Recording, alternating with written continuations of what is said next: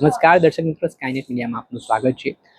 જે રીતે થોડાક દિવસ પહેલા બોટાદના હળદરમાં જે ખેડૂત મહાપંચાયતનો કોલ આપવામાં આવ્યો હતો ને આ ખેડૂત મહાપંચાયત આમ આદમી પાર્ટીના નેતા રાજુ કરપડાના સ્થાને યોજાઈ હતી, ત્યારે મોટી સંખ્યામાં ગ્રામજનો ઉમટ્યા।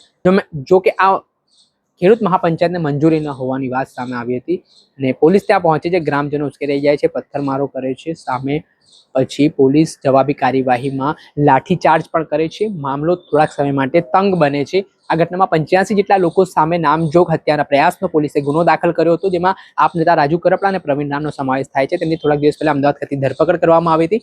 આમ આદમી પાર્ટીના પ્રદેશ પ્રમુખ ઈશુદાન ગઢવી રાજુ કરપડાના સુરેન્દ્રનગર ખાતે જે નિવાસ સ્થાન આવેલું છે ત્યાં પહોંચ્યા હતા। તેમના પરિવાર સાથે ઈશુદાન ગઢવીએ વાતચીત કરતા શું કહ્યું તેમને સાંભળો।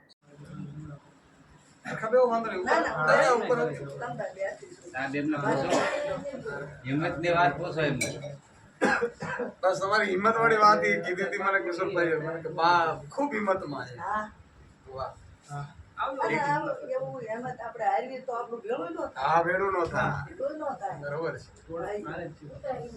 અને આવું તો આપણો સમાજમાં હાલ્યું તો અને આ તો બીજાના માટે આપણે ખેડૂત માટે આવનો સુવારક છે ને, સાચી વાત છે કે આપણો સુવારક તો છે નહીં। હા લ્યો બીજાના માટે જે લડે એના જ નામ થાય। હા પોતાના માટે તો સૌ લડતા હોય। આ બધા ક્રાંતિકારીઓ છે જેનાથી લાખો ખેડૂતોને ખૂબ ફાયદો થવાનો છે। બધાને સારું છે ખેડૂત માટે જે એક સહમત થાય ને બધા હારી કરે તો કાંઈ વાંધો। હા કાંઈ વાંધો નહીં વાંધો।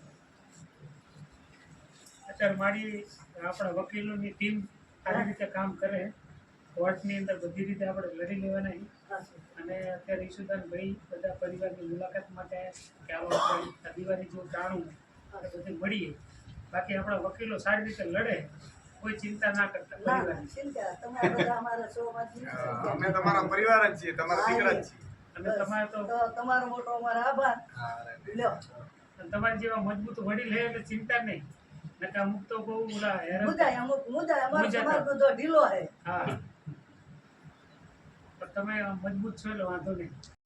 દિવાળીના તહેવાર નિમિત્તે હમણાં જ આપે જોયું હશે કે 4-5 દિવસ પહેલા ભાજપીય કડદા પાર્ટી દ્વારા જે રીતે કડદા કરવામાં આવી રહ્યા હતા અને ખેડૂતો બધા એ કડદા બંધ કરાવવા માટે બોટાદ હોય આસપાસના વિસ્તારમાંથી અહીંથી કપાસ થતું હતું એવા સુરેન્દ્રનગર, સાયલા, લીંબડી બધા ખેડૂતો એક થઈને નક્કી કર્યું હતું કે કડદા પ્રથા બંધ કરવી પડે।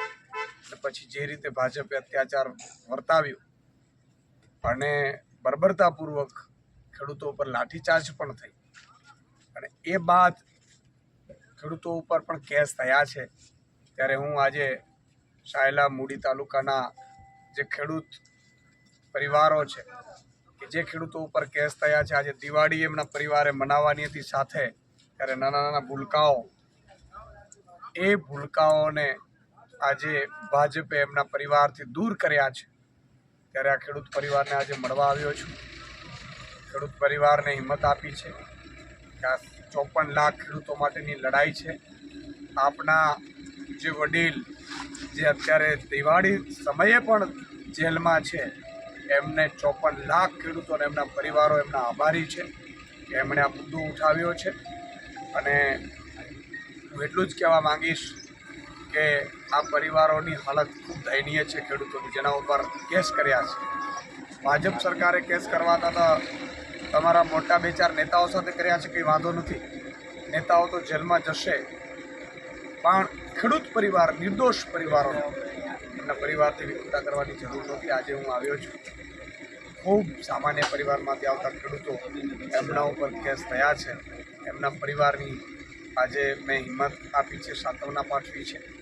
અને હર હંમેશ આમ આદમી પાર્ટી અથવા તો ખેડૂત તરીકે હું આપની સાથે છું, તો મેં એમને ખાતરી પણ આપી છે અને આશા રાખી કે આગામી સમયમાં સરકારને ભગવાન ઈશ્વર, ભગવાન રામ સદબુદ્ધિ આપે અને ખેડૂતોને જે કડદા કરે છે એ બંધ કરે અને આ કેસો છે એ પરત ખેંચે અને કડદામાં પણ લેખિત માંગણીઓ આપે। આજે ખેડૂત પરિવારો અત્યારે જેલમાં છે, ખેડૂતો પરિવારથી વિખૂટા છે, છતાં એમની માંગણી તો અડગ જ છે। કે આ લૂંટ છે ખેડૂતોની 54 લાખ ખેડૂતોની બંધ થવી જોઈએ.